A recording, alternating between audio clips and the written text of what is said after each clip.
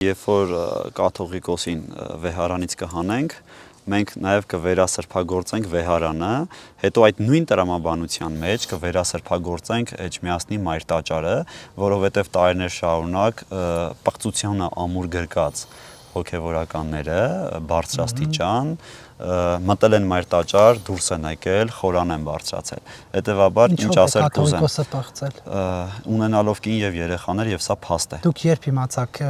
մի քանի ամիս առաջ թե ավելի վաղ։ Ես սրա մասին շատ էի լսել, բայց մի քանի ամիս առաջ արդեն վերջնական ապացուցվեց դա ինձ։ Ինչ են արել, ԶԱԳՍ-ի թուղթ եւ ծննդական են ձեզ ցույց տվել։ Ոչ։ Ես հիմա տեսեք ինչ հայտարարություն եմ, չէ՞։ Տեսեք, ես հայտարարություն եմ անում եւ եթե այդ ամենը սուտ է եւ կեղծ, եթե մեկը ինձ ասի, որ ես, չգիտեմ, ունեմ 10 կին